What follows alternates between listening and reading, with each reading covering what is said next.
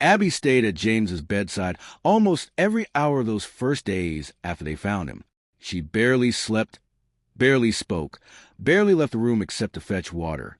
The doctor wrapped James's legs in splints and warned her again and again that he might never walk normally again. But Abby didn't care. Every time James opened his eyes and saw her, he tried to hide his pain, tried to sit straighter, tried to smile. She would gently hold his face and whisper, "You don't need to pretend. I'm here. I'm not going anywhere." On the third morning, as the sun turned the cabin walls golden, James whispered in a trembling voice, "Abby, you don't understand.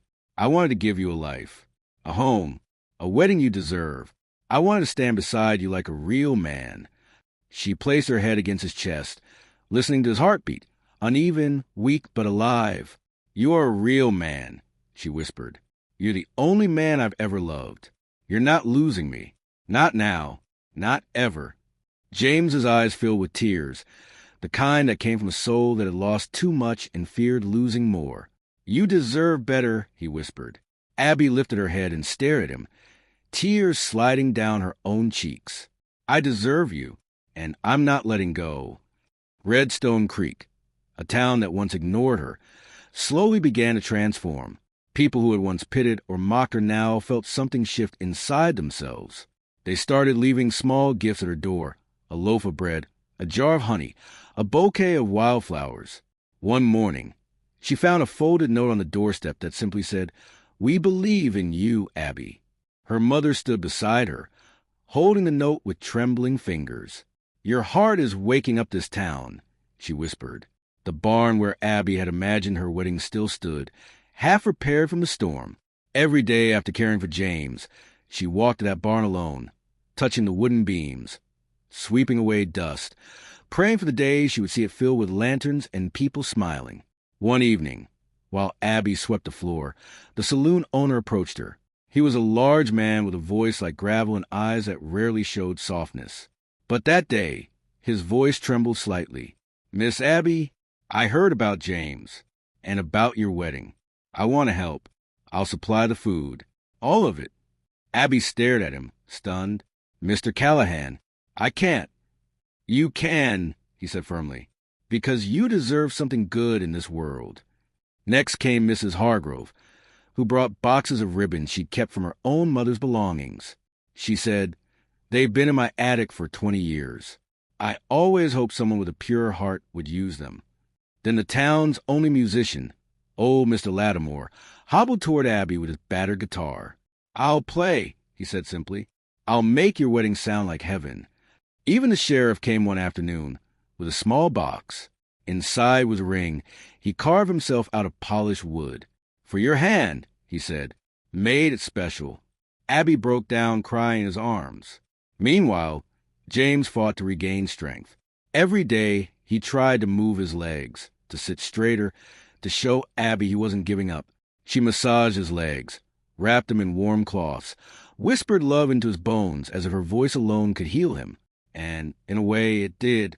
One night, James whispered, "I don't know how you're still standing." Abby rested her forehead against his. "Because you're still breathing." As James slowly regained strength, the town's compassion grew into something extraordinary. Redstone Creek, dry, forgotten, hard, was becoming a place of quiet miracles. Each day, someone else knocked on Abby's door with another offering. The blacksmith arrived first with a beautifully restored iron lantern. "For your wedding night," he said, "so you'll never walk in darkness again." Then came a group of children who had once teased Abby mercilessly. Their faces were red with guilt as they held out a bundle of hand-picked wildflowers tied together with twine. "We're sorry," one of the little girls whispered. "We didn't know how strong you were." Abby knelt, tears streaming, and hugged them all. Every evening, Abby visited the barn. She swept the floors, hung ribbons, placed jars in every corner for lanterns, smoothed the walls with her hands as if comforting an old friend. She imagined music filling the barn, imagined walking toward James under lantern lights, imagined the peace she had dreamed since childhood. One night, as she walked home from the barn under a violet sky, she heard someone calling her name. Mrs. Turner, the woman considered the town's harshest critic, was walking toward her, clutching a wrapped bundle.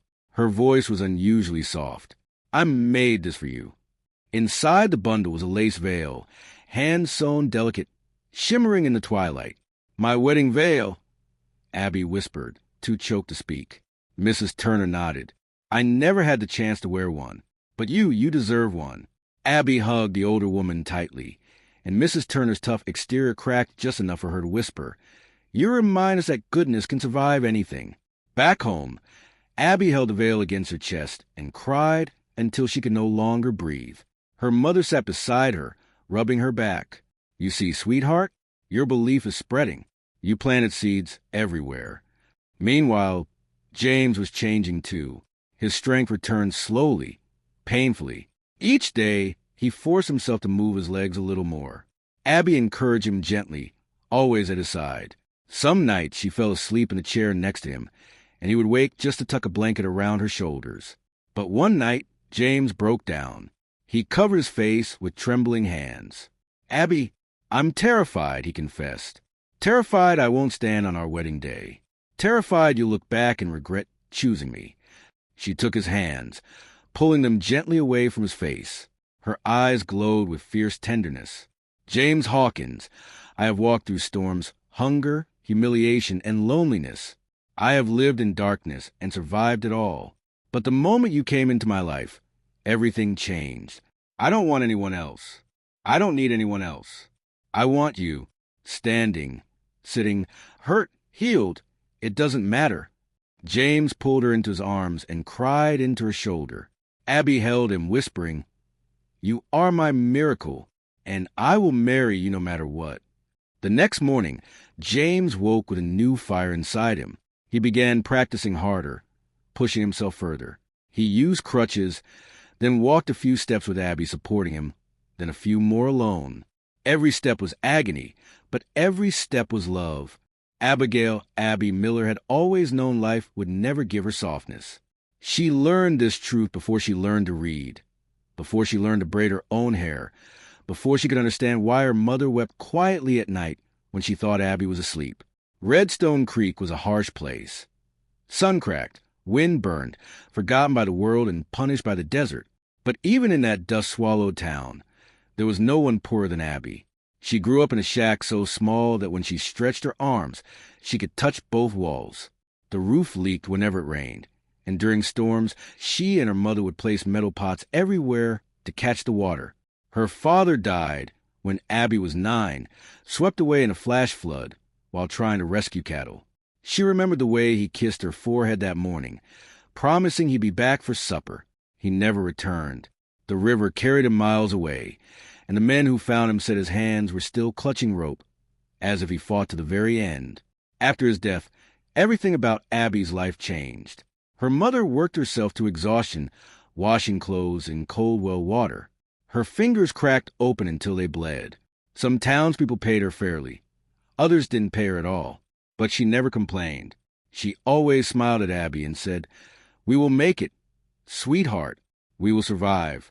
We always do." But survival came with wounds. Abby was bullied mercilessly at school. Some days she walked home barefoot because older kids stole her shoes and threw them onto the roof of the schoolhouse. Other days she skipped lunch because children laughed at the tiny piece of cornbread her mother packed. She cried in secret behind the outhouse, where only the wind could hear her. But every night, no matter how broken she felt, she sat beside her mother on the wooden floor and whispered, "One day I'm going to get married in a white dress. One day I'll have a home with real furniture. One day I'll have a life I'm proud of." Her mother would hold her cheeks gently and say, "A seed grows in dirt, Abby. Without dirt, there is no flower. You will grow. You will bloom." Abby believed her. She clung to that belief like oxygen. As she grew older, she worked harder. At 12, she scrubbed stables. At 15, she cooked for ranch hands. At 18, she stitched and repaired clothes at the general store. She saved every penny, even if it meant skipping meals. She kept a box under her bed where she collected tiny things for her future home. A pretty doily someone threw away, a chipped cup she found behind the saloon, a torn magazine page with a picture of a bride. She dreamed in silence, but she dreamed loudly inside her heart. And then one day, Destiny walked into Redstone Creek on a thin horse with tired legs. His name was James Hawkins. He had crossed states, deserts, and heartbreaks before arriving in that forgotten town. His clothes were worn, his boots nearly ruined, and his face carried the kind of scars that didn't come from accidents. They came from life itself. But his eyes were gentle in a way Abby had never seen. When their paths crossed for the first time, something inside her stirred, something warm and terrifying and beautiful. They began talking every day, at the well, in the dusty streets, near the church steps. James told her about leaving Fort Dawson, about losing his family, about wanting to start over. Abby told him about her dreams in a trembling voice, afraid he might laugh like everyone else. But he didn't. He listened as if every word she spoke mattered. One evening, under a purple sunset that painted the sky in heartbreak colors, James said, "Abby, I don't have anything. I sleep in a barn. I don't own land. I don't even have a ring. But you're the first person who makes me feel like I'm home. I want to marry you someday." She smiled through tears and whispered, "I don't need anything. I only need you." And so they became engaged with a ring made of twine. People mocked her. They whispered things like, "She thinks she'll have a real wedding. The girl doesn't even have enough to buy sugar. She's delusional. A white dress? She'll be lucky if she finds something that isn't used as a curtain." Abby ignored them all. She believed. She found an old wedding dress behind the church, discarded in a crate. It was stained, torn yellow as old parchment. She carried it home like treasure. She washed it for hours in freezing water until her fingers turned numb. She stitched it at night until her eyes burned. Slowly, thread by thread, she turned that ruined gown into something beautiful. She and James rebuilt an abandoned barn for their wedding, working until their hands blistered and their backs ached.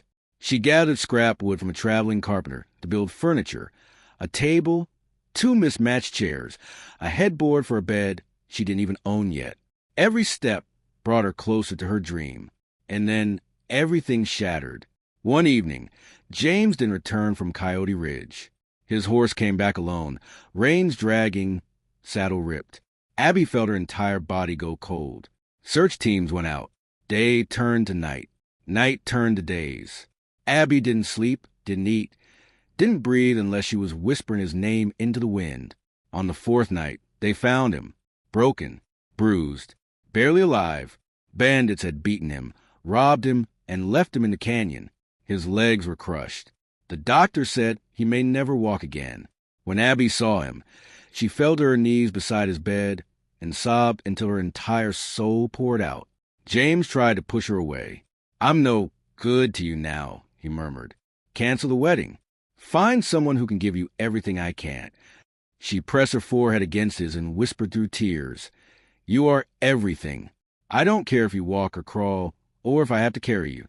I love you. We are still getting married." James cried then, truly cried, for the first time in years. 2 days before the wedding, Abby returned to the barn and found something astonishing. The entire town was there. Men climbing ladders, women arranging flowers, children sweeping the floor, lanterns hanging from every beam, ribbons draping from the rafters. It looked like a scene from the very magazines Abby used to dream over as a child. Mr. Callahan approached her proudly. "We figured it was time you let us help. You've carried enough weight alone." The sight overwhelmed her. She covered her face and sobbed openly. The townspeople gathered around her, not out of pity, but out of respect. They had seen something rare, something sacred in Abby's devotion, and they wanted to honor it. Mrs. Hargrove wrapped an arm around Abby. "You taught us what love looks like. You taught us what faith can do." On the eve of the wedding, James insisted on walking outside. Abby helped him reach the doorway, but then something miraculous happened. James took 3 steps alone, then 5, then 7. He held his breath, swaying but standing. Abby gasped, covering her mouth with shaking hands. James, you're doing it." He reached out and touched her cheek, whispering, "I told you I'd stand for you." She threw her arms around him and cried into his chest, her tears mixing with his. That night, neither of them slept. Abby sat by the window, staring at the moon, remembering every moment of her life, every pain, every humiliation, every dream she thought was impossible. She whispered, "Thank you, God. Thank you for not letting me give up." The morning of the wedding dawned with sky painted in rose and gold. Abby dressed slowly, trembling, overwhelmed. Her mother helped her button the gown she had repaired with her own hands.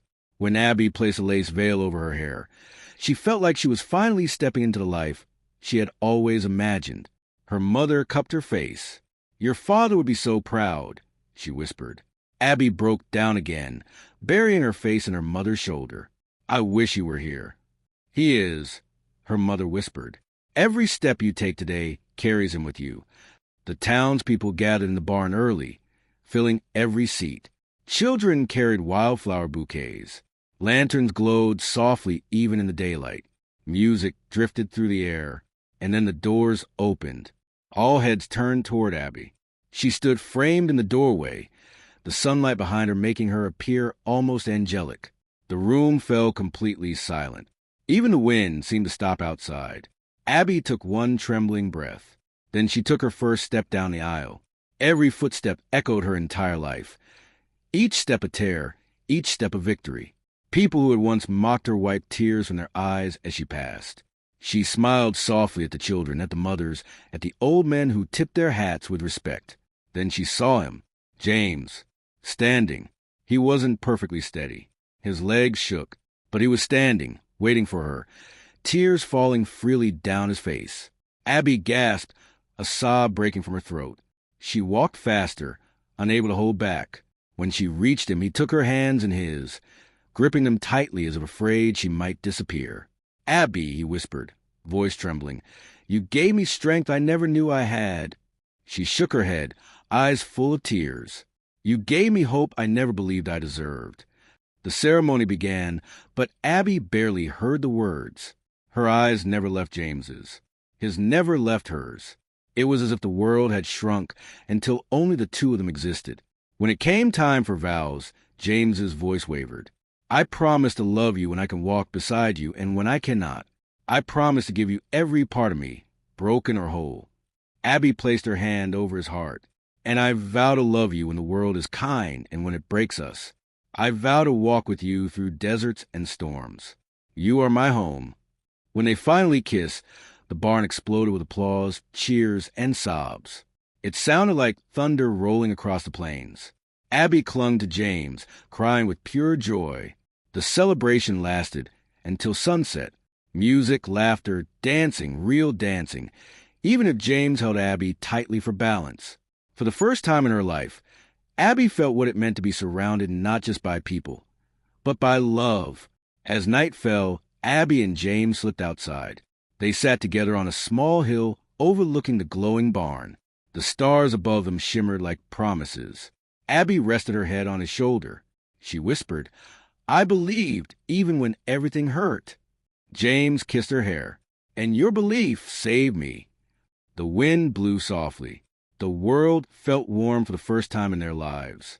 And Abby realized, with a heart overflowing, she had everything she had ever dreamed of: love, a home, a future written in faith and carved in courage. She had become the flower that bloomed from dirt,